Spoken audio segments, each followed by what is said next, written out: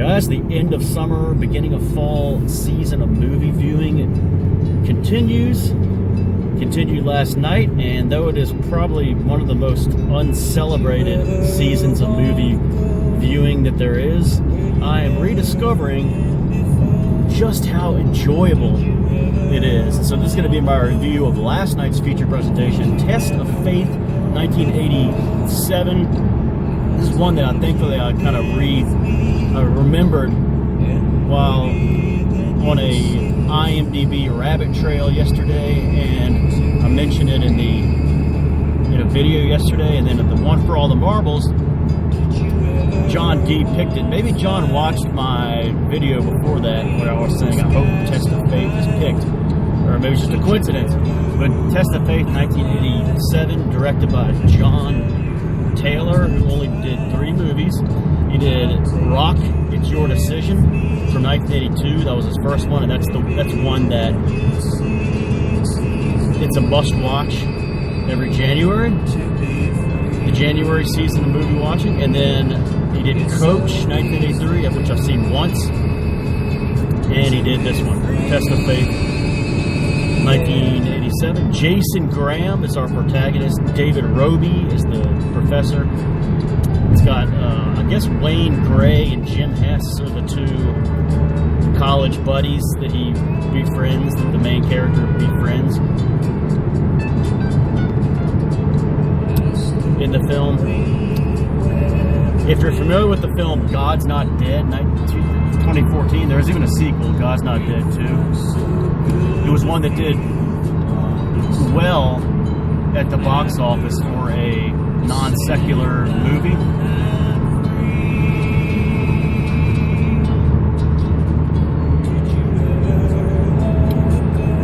Had some screenings.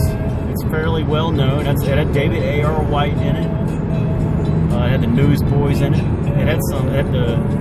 The antagonist was a fairly famous actor, I think. So, and it's a well-known film. It's about an atheistic professor and a Christian student. And it's just kind of the battle or the argument between creation and evolution. And it has a real kind of dramatic, ending. This one, if you watch Test of Faith, you'll be like, the people who made God's Not Dead must have seen this, possibly, because it's kind of like it's almost like a ripoff. It's kind of the similar plot, but this one clocks in at 55 minutes, and the main protagonist, Jason Graham, is the Christian guy who just gets a scholarship at this college, and he's extremely likable. He reminds me a lot of the main character in Never Ashamed, 1983, which is also a Christian film. It's a McDougall film, the one who did Against All Hope. He's the guy that looks like Scott Baio, and they even mention it in the movie Never Ashamed. Like, has anyone ever told you you look like Scott Baio? But this guy, Jason Graham, he's just similar because he's like the perfect, like, really good guy. He's kind of even looks a little bit like him in the face. He's greedy, he's thin, really, really likable guy. And then the teacher, or the professor, is played by a guy named David Roby, who's in this, and he was also in Coach, directed also by John Taylor. So he was he plays the coach in that movie. I don't remember him in it, but in this one he's very kind of overacts a little. He's real deliberate with his lines, real focuses on pausing. He's really going for it. Really trying to be convincing. He does a fairly good job. And if nothing else, this guy has some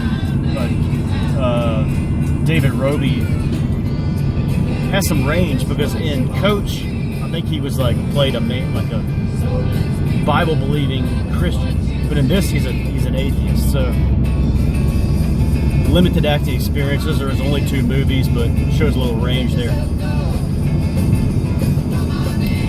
Every single actor in this, except for David Roby and another one named Holly Suggs, was never in any other movie, which I love. Holly Suggs, who I think plays the blonde girl in this, I'm not really sure. She was only in one other movie called Space Camp, which was a pretty well-known film from 1986. She's buried at the bottom of the credits in this, but it's Leah Thompson and some others, names you might know. Space Camp, 1986. I'm not even familiar with this. It's like a science fiction adventure film, but she's in that. But other than that, these actors have no acting experience whatsoever. So that's pretty cool. I think Suggs plays the... and as far as Coach goes, the movie Coach, 1983, I'm going to give it another shot. This is a full-length film, Coach, but...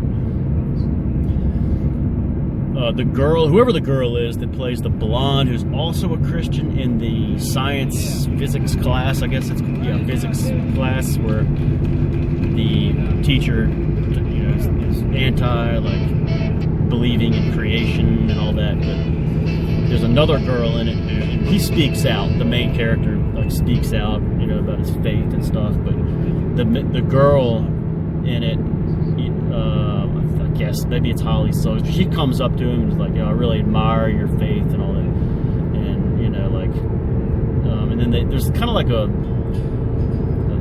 you know, potential love interest thing there, but they don't really take it very far. It's just like, can we write to each other if you stop going to this college? That's pretty much it. There's really not much in this film as far as like romance, which is fine. All right, so that's one thing I would like to have seen a little bit more of, is something bud between those two. So this one, I love the dorm room, is the shots of the dorm room. I love the bookstore scene. I'm not too big on the farm scenes when they go home to the kids' farm and they for the weekend. It's not. I don't really like much the farm stuff, but and especially I love the pizza scene. So the pizza scene at the pizza place is beautiful, delicious looking pizza. I uploaded the clip to YouTube yesterday, and it's great because you see him eating it too. So maybe they did it in one take, but it's one of the great pizza scenes. 1987. It feels more like it's 85 kind of, but I could be wrong. It's, you know, probably filmed in 86, close enough. But this film has the perfect amount of like fuzziness to the picture. Even the credits, like the opening credits, have a, you know, fuzzy kind of font, which I love. Reminds me of like The Pretender, 1987, and others kind of in the same camp. This is not one I'm going to watch 1,000 times. It doesn't have that repeat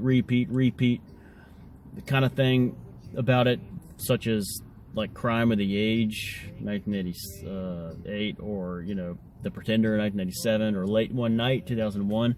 But it's one that I will go back to occasionally, just not repeatedly over and over. It's kind of along the same lines as like Face in the Mirror, 1982, and there's another one called Senior Year, 1979. Both have some kind of weird, cringy things going. They're uneven. They have great parts, but they have boring parts. Senior Year, I've seen it like 3 times though. So yeah, this one, great to watch it again. This is the second time I've seen it. Test of Faith, 1987. The ending, the guy gets a good grade in the physics class. He writes a paper, like the teacher like sets him up to fail pretty much. Like, you know, you better write it in favor of evolution kind of thing. And he has counters in the guy's office a lot. Like, he's overacting a lot, but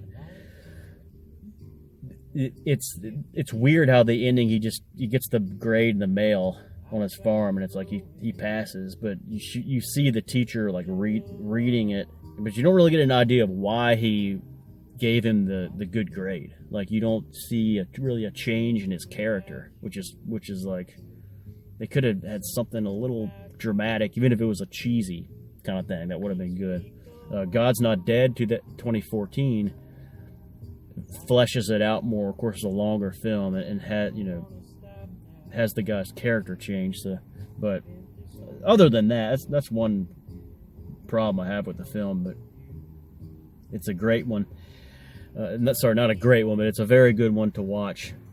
Test of Faith, 1987, last night's feature presentation. Jason Graham, David Roby, Holly Suggs. It's got some others in there. Wayne Gray, Jim Hess. So, good one, worth checking out. And then tonight's feature presentation. It is looking nice and finally getting some sun today. It's humid out. It is going to be The Appointment, 1991, going back to a Cristiano film. I think this is Dave. Maybe Rich. The Appointment, 1991. Looking forward to this one. I want to savor every moment of The Appointment, 1991. This is a must-watch for this season of movie viewing, and on this day in particular. I'll talk about it tomorrow, so I'll get into The Appointment tomorrow. That's my review of Test of Faith, 1987, directed by John Taylor. Thanks, guys.